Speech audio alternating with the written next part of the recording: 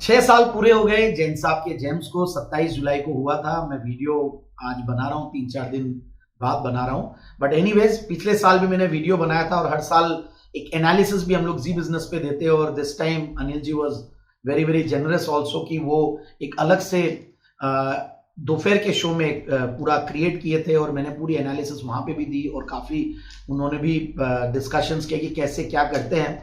तो मैंने सोचा कि एक अच्छा खासा वीडियो फिर से वापस से बनाया जाए। लोगों को बहुत इंटरेस्ट है, मुझे पता है कि बहुत लोग आप लोगों में से मेरे को 6 साल से फॉलो कर रहे हैं, कोई लोग 3 साल से, कोई लोग हो सकता है 4 साल से भी करें। बट ओवरऑल जो जेम्स हम लाए हैं उनमें लोगों का पैसा बना है, इसमें कोई दो राय नहीं है। कुछ तो समय का भी एक बहुत बड़ा लक था कि जिस समय ये स्टार्ट हुआ था उस टाइम पे कोरोना के बाद 27 जुलाई 2020 को जब शुरू हुआ था तो मार्केट्स भी बहुत नीचे के लेवल्स पे थे और 1-2 साल स्टॉक्स खूब इजीली मिलते थे। फिर धीरे धीरे हमने देखा कि 2023 में 2021 के बाद थोड़ा मार्केट टूटा, फिर 2022 थोड़ा लल रहा, फिर वापस से 2023 के बाद चालू हुआ और 2024 तक तो बहुत ही जबरदस्त हमने पीरियड देखा। फिर 2025 खराब गया। पिछले 2 साल में हमने देखा कि स्मॉल कैप्स नहीं चले और मैं पर्टिकुलरली जैन साहब के जेम्स में थोड़े से अंडर रिसर्च्ड हिडन जेम्स लाने की कोशिश करता हूं, जहां पे एक्चुअली में बहुत हिम्मत करनी पड़ती है और बहुत रिसर्च करना पड़ता है जब भी कोई स्टॉक प्रेजेंट करते हैं। और इस पूरे जर्नी में ऐसा नहीं है कि एक्सीडेंट्स नहीं हुए, बहुत सारे एक्सीडेंट्स हमारे भी हुए हैं। कुछ खराब स्टॉक्स भी हमने रेकमेंड कर दिया, हो सकता है कि उस टाइम पे अच्छा था, बाद में प्रोमोटर्स ने परफॉर्म नहीं कर पाए, या फिर बहुत सारे फैक्टर्स होते हैं मार्केट में। So it has always been very very difficult और बहुत हिम्मत करके कई बार कुछ स्टॉक्स को लाते हैं और कुछ स्टॉक्स को हमने बहुत बार रिपीट भी किया है जब कन्विक्शन बढ़ जाता है। तो 2-3 चीजें मैं इसमें पहले तो बता दूं कि मैंने एक भी स्टॉक बिना टारगेट अचीव किए हुए उस स्टॉक को रिपीट नहीं किया और ओवरऑल 6 साल में कभी भी एक भी सिंगल डे मिस नहीं किया। भले मैं कहीं भी गया हूं, इस दौरान मेरे बहुत सारे मतलब पिछले 1 साल में भी फॉरेन ट्रिप्स भी थे। मेरे इंटरनेशनल कुछ स्पीचेस थे। मैं 2 बार, एक बार अबू धाबी, एक बार दुबई, एक बार मॉरिशस और एक बार कुवैत, ये सब जगह मेरा कुछ ना कुछ इवेंट था जिसकी वजह से गया। और ओवरऑल मैंने देखा कि लोग इंतजार करते हैं और लोगों को रहता है कि भाई कोई ना कोई अच्छी आइडिया आएगी और फिर अपनी रिसर्च भी साथ में करते हैं। जो समझदार और बढ़िया से इन्वेस्ट करने वाले जो लोग होते हैं, जो डिसिप्लिन इन्वेस्टर्स हैं, समझदार का मतलब ये नहीं, मैं डिसिप्लिन इन्वेस्टर बोलूंगा कि हमेशा मैं बोलता हूं कि जिस टाइम पे हम बोलते हैं टीवी पे तो एक साथ इतने लोग देखते हैं और एक साथ जब सारे लोग खरीदने को आते हैं तो स्टॉक की प्राइस बढ़ती है। तो मैं यही कहूंगा कि आप आइडिया को सुनिए, पढ़िए, फिर उसके बाद और रखिए और जो भी हमने बताया उसको फिर क्रॉस चेक कीजिए, फिर अपनी भी रिसर्च साथ में कीजिए एंड उसको बाद में ठंडी करके रोटी को खाना और उसके बाद खरीदना। और दूसरी बात यह है कि हम कोशिश ये करते हैं कि हम जितना भी पैरामीटर्स है, मतलब हम लोग सबसे इंपॉर्टेंटली जो देखते हैं, मैं आपको ये बता दूं कैसे हम जैन साहब के जेम्स पे अराइव करते हैं या देखते हैं। तो हमने बहुत सारे स्क्रीनर्स और स्कैनर्स लगा रखे हैं। फंडामेंटल्स भी देखते हैं, टेक्निकल्स भी देखते हैं। फंडामेंटल्स तो देखना ही देखना है, टेक्निकल्स इसलिए कि वो टाइमिंग करने के लिए, किस समय पे घुसना है, किस समय पे निकलना है, क्या टारगेट देना, वो टेक्निकल्स काफी हेल्प करते हैं क्योंकि साइकोलॉजिकली और सेंटिमेंट्स और ये सारी जो चीज है वो चार्ट्स पे बहुत बार अच्छे से पता चलती है। और दूसरी तरफ हमने एक और चीज देखी कि 2 स्ट्रैटेजी हमने देखी और हमने हमारे रिटर्न्स की कैलकुलेशन जो है 2 स्ट्रैटेजी से देखा कि एक अगर आप बाय एंड होल्ड स्ट्रैटेजी रखते हैं तो क्या होता है, और एक होता है कि हमने जहां बताया और वहां टारगेट पे अचीव होते ही निकल जाते हैं, एग्जिट करते हैं, तो क्या होता है। तो ओवरऑल मैंने देखा कि देखिए बड़ा वेल्थ क्रिएशन मतलब एक तो पैसा कमाना और एक पैसा बनाना, 2 अलग अलग चीज है। कमाने का मतलब होता है कि आप ट्रेडिंग कर रहे हैं या पोजिशनल ट्रेडिंग कर रहे हैं, इन्वेस्टिंग कर रहे हैं, मोमेंटम इन्वेस्टिंग कर रहे हैं, तो वो स्ट्रैटेजी है कि आपने लिया और टारगेट अचीव हुआ, निकला, तो उसमें एनुअली आपके रिटर्न्स बहुत अच्छे बनते हैं। बट अगर ओवरऑल आप लेके बैठते हैं तो इसको तो बोलते हैं हम कमाना, और दूसरी तरफ जो वेल्थ बनाना उसमें होता है बाय एंड होल्ड स्ट्रैटेजी। कई सारे स्टॉक्स है जिनको आप कंटिन्यूअसली होल्ड करके रखते हैं तो बहुत बड़ा पैसा बनाया। अब अपार इंडस्ट्रीज के अगर मैं एग्जांपल लूं तो वो आज 37x हुआ पिछले 6 साल में, और लास्ट ईयर जब मैं बात कर रहा था तब तक वो 20 या 25x हुआ था। तो कहने का मतलब कंपाउंडिंग इंपैक्ट देखिए बाद में क्या हो सकता है। सो ओवरऑल 400 रुपए से स्टार्ट किया हुआ स्टॉक और आज मेरे हिसाब से कम 16, 15, 16,000, 17,000 तक ऊपर गया था। इस तरीके के लेवल्स पे चल रहा है। सो ओवरऑल बहुत अच्छा जो इन्वेस्टर होता है वो डिसिप्लिन से चलता है। वेल्थ बनाना एक अलग क्राइटेरिया और पैसा कमाना एक अलग क्राइटेरिया, बट ओवरऑल सब लोगों को पैसा कमाना है, तो आप अपनी स्ट्रेटेजी और अपना प्रोसेस अपने हिसाब से कीजिए। बट हमने जो रिजल्ट देखा बाय एंड होल्ड में बनता है, क्योंकि एक स्टॉक को आप लेते हैं और फिर टारगेट भी अचीव होता है, तो हम वापस से उसको रेकमेंड करते हैं, क्योंकि हमें लगता है कि और बेटर टाइमिंग देखते हुए अगर वो नीचे आए तो हम रेकमेंड करेंगे। सो अब मैं डेटा पे आता हूं। डेटा पे आने पे हमने इस पूरे एक साल में हमने करीब 269 स्टॉक्स रेकमेंड किए, कि कुछ बार में थोड़ा एक्साइटमेंट या मार्केट बढ़िया रहता है, कोई दिन स्पेशल पिक रहती है। अनिल जी का बर्थडे था तो उस दिन 2-3 जेम्स दे दिए, मेरा बर्थडे था तो मैंने 2-3 दिए, एनिवर्सरी पे दिया, तो ऐसे करके 269 स्टॉक्स इस बार हुआ। और जीएसटी कट जिस दिन हुआ था अगस्त में, तो मैंने अगस्त की 18 तारीख को भी 3 स्टॉक्स दिए थे। सो मैंने देखा कि 269 स्टॉक्स में यूनिक आइडियाज, जो फ्रेश आइडियाज इस साल जो हमने इंट्रोड्यूस किए वो 81 थी। बट तो 6 साल में 1509 रिकमेंडेशंस दिए, उसमें से 665 फ्रेश आइडियाज थी। तो हर साल देखिए, पहला साल तो लाजमी है कि ऑलमोस्ट 250 स्टॉक्स रिकमेंड किए, 249 नए आइडियाज थी, फिर धीरे धीरे रिपीटेशन रेशियो बढ़ते रहता है। बट फिर भी हमने कोशिश की है कि नई आइडियाज लाई जाए, क्योंकि नई आइडियाज के परस्यूट में ही कुछ ना कुछ अच्छा काम होता है, क्योंकि बार बार रिपीट करूंगा तो लोगों को भी वो रहता है कि बार बार रिपीट करें। तो पिछले हफ्ते में भी मैंने बहुत सारे नई आइडियाज दिए, तो 2.27 टाइम्स का रिपीटेशन रेशियो रहा है, यानी कि एक स्टॉक को मैंने 6 साल में 2.25 बार रिपीट किया।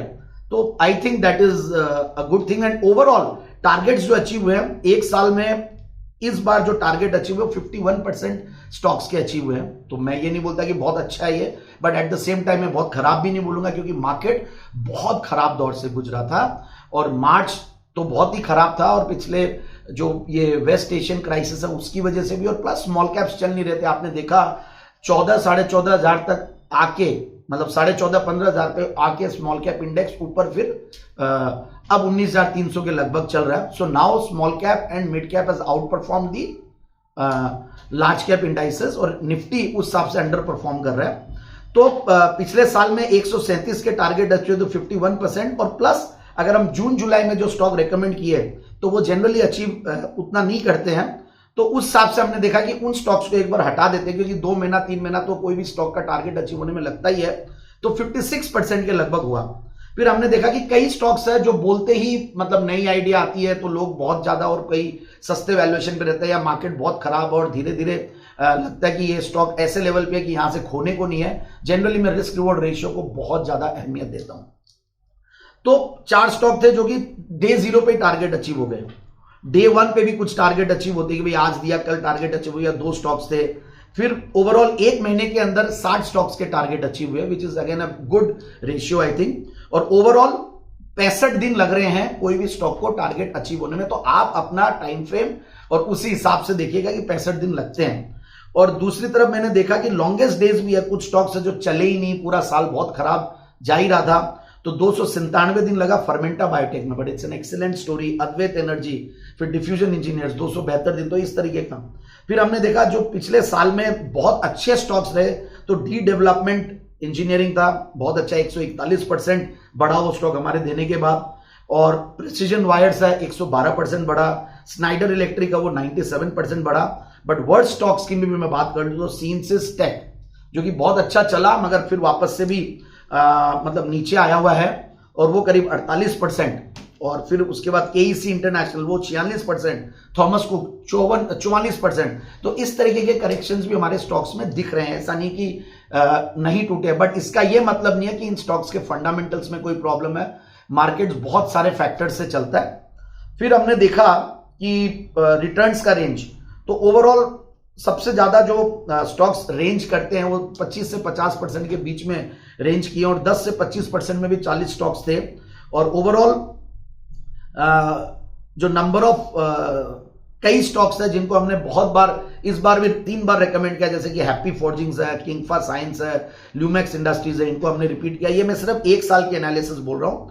और मार्केट कैप वाइज पहले मैं 200 करोड़, 500 करोड़, 400 करोड़ की कंपनियां बहुत लाता था, क्योंकि पहले मार्केट कैप ही बहुत छोटा था। कोरोना के बाद बहुत करेक्ट हुए, किर्लोस्कर जैसे ग्रुप की कंपनियां हजार करोड़ पे मिलती थी, तो वो स्टॉक्स को रेकमेंड करने में डर नहीं लगता। वो वहां से 11, 12, 15 टाइम्स भी हो चुके हैं। तो 200 से 500 करोड़ के बीच में एक ही कंपनी मैंने रेकमेंड की। और जनरली जो मेरा इस बार एवरेज मार्केट कैप है वो आजकल इंडिया का स्टैंडर्ड भी स्मॉल कैप का बहुत बढ़ गया। अगर आप देखें तो 32-35 करोड़ की कंपनियां स्मॉल कैप में आती है। और अगर आप मिड कैप का इंडेक्स देखें, मिड कैप 100 जो मतलब फर्स्ट स्टॉक्स 100 स्टॉक्स को लार्ज कैप बोलते हैं, सेकेंड 150 स्टॉक्स को मिड कैप बोलते हैं, तो वहां पे भी लाख लाख करोड़ की भी कंपनियां मिड कैप में। तो true representation actually Indian economy का देखें तो बेसिकली अब आ रहा है मिड कैप और स्मॉल कैप के स्पेस में। अगर आप लार्ज कैप को देखते हैं तो वहां पे आईटी ने ड्रैग कर दिया पूरा निफ्टी को, और वहां पे उस तरीके के रिटर्न्स नहीं मिल रहे। अभी मैंने कल ही एक वो देखा, पोस्ट देखा था, किसी ने भाई सेंड किया था फॉरवर्ड कि कई स्टॉक्स है 7 साल 5 साल 4 साल, ये जितने भी बड़े नाम है, मतलब भले एचडीएफसी की बात करें या अडानी की बात करें, कई सालों से रिटर्न्स नहीं दिए। बट स्मॉल कैप्स में जब रिसर्च अच्छी होती है, फंडामेंटल्स और टेक्निकल्स का अगर टाइमिंग बैठ जाता है तो पैसा बनता है वहां पे, और वही चीज हमें कोशिश करनी चाहिए। तो हमने देखा कि ओवरऑल जो मार्केट कैप है वो बढ़ गई है और स्टैंडर्ड बढ़ गया है। हमने सेक्टर्स का भी एक एनालिसिस किया, जो मैं पहले 5 साल के एनालिसिस में मैं सेक्टर्स का एनालिसिस नहीं किया था, मतलब वैसे प्रेजेंट नहीं किया था, बाकी तो हम देखते ही हैं। तो इस बार जो बेस्ट सेक्टर रहा हमारे लिए वो था, बेस्ट था डिफेंस। मतलब 9 स्टॉक्स रेकमेंड किए, 8 के टारगेट अचीव हुए। ऑटो एंड ऑटो इंसुलेरी से हाईएस्ट नंबर ऑफ कॉल्स, क्योंकि मुझे बहुत कन्विक्शन आता है और ऑटो स्टॉक्स से ज्यादा मुझे ऑटो एंसिलरी भी, और हर सेक्टर के मैं एंसिलरीज को ज्यादा देखता हूं।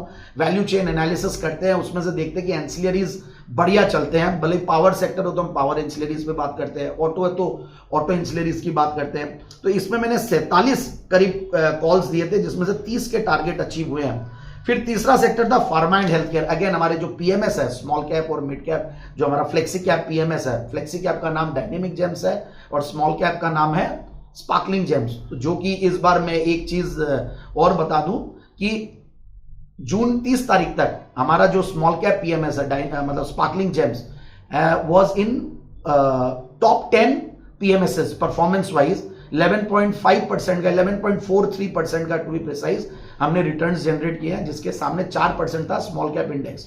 सो ओवरऑल बहुत अच्छे से आउटस्मार्ट किया, आउट परफॉर्म किया। और ये इस जर्नी में एक चीज मैंने देखी कि मैंने और हमारी टीम ने बहुत जबरदस्त मतलब मेहनत करते हुए रिसर्च को और बेहतर करने की कोशिश की है हमेशा से, और वो चीज हमने देखी कि हमारे परफॉर्मेंस में भी आई है। तो ओवरऑल फार्मा के बाद मैंने बीएफएसआई को दिया, कैपिटल गुड्स भी मैंने बहुत सारे स्टॉक्स दिए, 45 स्टॉक्स वहां से दिए। तो ये सेक्टर्स है, एआई और सेमीकंडक्टर जो कि आजकल खूब चल रहा है, वहां से भी दिया, कंज्यूमर ड्यूरेबल्स भी है। सो ओवरऑल वाटर मैनेजमेंट के स्टॉक्स भी दिए हमने। फिर टेक्सटाइल्स के स्टॉक्स हमें बढ़िया लगते हैं, क्योंकि जो भी एफटीएज हो रहे, तो टेक्सटाइल इंडिया का एक बहुत बड़ा एम्प्लॉयर है, तो सरकार भी पूरी फोकस करती है टेक्सटाइल्स के ऊपर, पीएलआईज और बहुत सारे अलग अलग स्कीम्स और इंसेंटिव्स देती है। तो इस सेक्टर को भी हम लोग काफी तवज्जो देते हैं। तो हमें लगता है कि सेक्टर्स तो एक अलग चीज है, परफॉर्मेंस एक अलग चीज है, बट डिसिप्लिन हर तरीके से बहुत इंपॉर्टेंट होता है। और कई बार सेक्टर एग्नोस्टिक होके और कैप एग्नोस्टिक होके लोग ज्यादा पैसा बना लेते हैं। मैं अगर जॉइंट जो कंबाइंड एनालिसिस है उसमें मैं देख रहा था, हमारी 81% का टारगेट अचीवमेंट रेशियो है। मतलब 1509 स्टॉक्स दिए थे और 1218 अचीव हुए। उनमें से कई स्टॉक्स जो 0 डे पे, मतलब जिस दिन बोला उस दिन टारगेट अचीव हुए करीब 26 स्टॉक्स, और टारगेट डे 1 पे अचीव होने वाले 17 स्टॉक्स थे, और विद इन अ मंथ होने वाले 418 स्टॉक है। बट ओवरऑल एवरेज जो हमारा पीरियड था, जैसे इस साल में मैंने 65 दिन बताया था टारगेट अचीव होने का, बट ओवरऑल आप देखें तो 132 दिन का टारगेट अचीवमेंट एवरेज रहा है। फिर मैंने बहुत सारे स्टॉक्स है जो कि वर्स्ट भी परफॉर्म किया। बेस्ट एग्रोलाइफ बोल के एक स्टॉक था जो कि बहुत बड़ा एक्सीडेंट था, 85% टूटा। बट एक चीज और है, कोई स्टॉक टूटता है तो 100% से ज्यादा टूट नहीं सकता अगर आपकी लिवरेजिंग नहीं है तो। और अगर कोई स्टॉक बढ़ता है तो आपको हमने दिखा दिया कि 3700% भी कोई स्टॉक चल जाता है, जैसा कि अपार इंडस्ट्रीज है। तो मैथमेटिकली मुझे हमेशा ये लगता है कि buy and hold strategy can really work very well. मतलब बट अगेन बहुत सारी चीजें हैं, बट इस पे मैं एक अलग से शो करेंगे। एक प्राइमो केमिकल्स था जो कि पिछले 2-3 दिनों में तो चला है, बट ओवरऑल वो भी 71% अपने भाव से टूटा। जेनेसिस इंटरनेशनल वो भी 68%। सो ओवरऑल ऐसा नहीं कि एक्सीडेंट्स नहीं हुए, और होते हैं, और इस चीज को हम पूरा एडमिट करते हैं।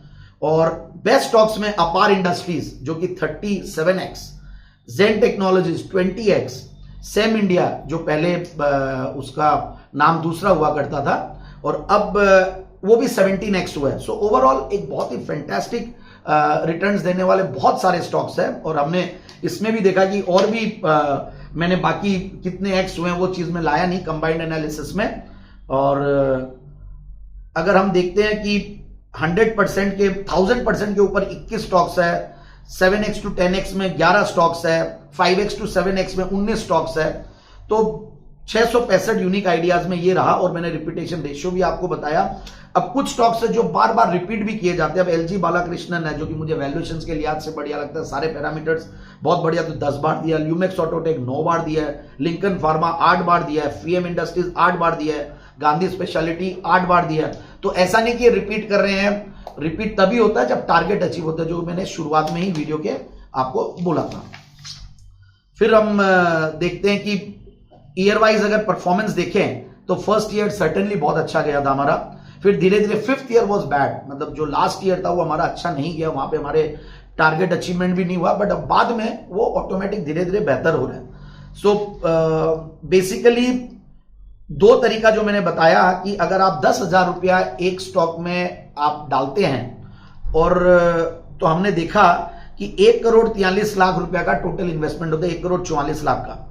अगर सारे स्टॉक्स में आप 10,000 डालते हैं और वैल्यू ऑन 25 जुलाई जो कि हम लोग लास्ट वीक तक कैलकुलेट किए थे, तो वो करीब 2,45,00,000 होता है। तो इससे रिटर्न्स, एब्सोल्यूट रिटर्न्स भी बहुत बढ़िया बैठे और कैटेगराइज भी करते हैं तो बहुत बढ़िया बैठता, साथ में डिविडेंड एक अलग है। बट मैं रिटर्न्स और ये सब में नहीं जाऊंगा क्योंकि कुछ एक तो पूरी ऑडिट होना बहुत जरूरी होती है कोई भी चीज को बताना, और कुछ हमारे कंप्लायंसेस है जिसकी वजह से मैं बहुत ज्यादा उस चीज में नहीं जाऊंगा। और हमने दूसरी तरफ देखा कि buy and sell on target, तो उसमें रिटर्न्स तो अच्छे बनते हैं नॉर्मल रिटर्न से, बट उसमें इन्वेस्टमेंट नहीं होता आपका। तो देखना अब आपको कैसी स्ट्रेटेजी अपनानी है, बट हमारी तरफ से हमें लगता है कि buy and hold strategy is a good strategy.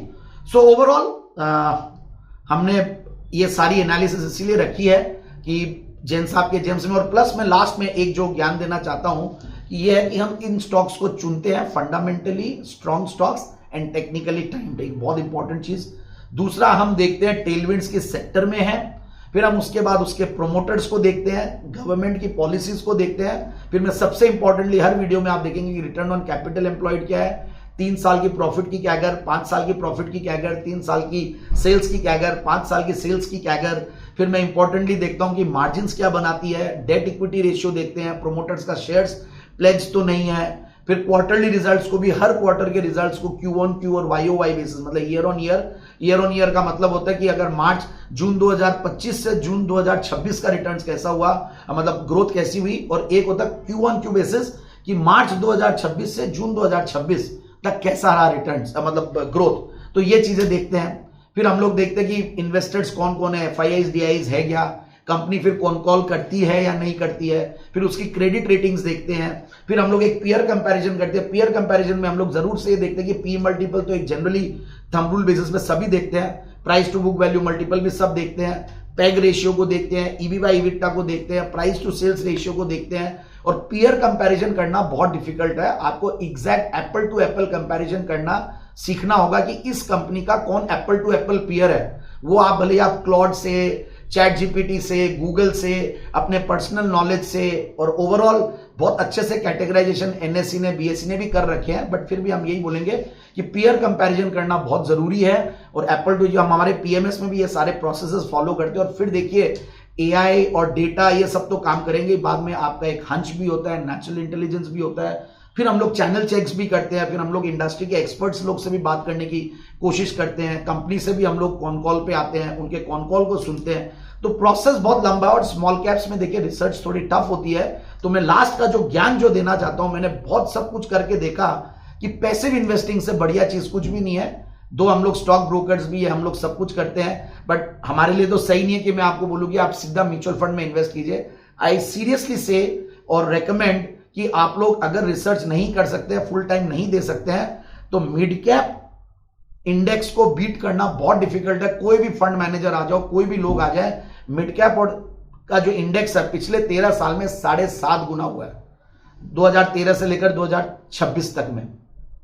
Small cap का जो इंडेक्स है वो 4.6 टाइम्स हुआ है, और लार्ज कैप जो निफ्टी को हम बोलते हैं वो 4.25x हुआ है। तो इस तरीके का वो मतलब रिटर्न है। तो मुझे लगता है कि आप मिड कैप में अच्छे से एसआईपी करते जाइए, बहुत अच्छा पैसा बनेगा, और स्मॉल कैप में भी अच्छे से एसआईपी करते जाइए, बहुत अच्छा पैसा बनेगा, और बहुत सारे एडवांटेजेस है। आपका सिस्टमेटिकली काम वहां पे होते रहता है, पैसिवली पैसा बनते रहता है, और एक्टिवली आप अपने बिजनेस में इन्वॉल्व रहिए और आप अपने प्रोफेशन में, ऑक्यूपेशन पे ध्यान दीजिए, पैसा इस तरीके से बनेगा।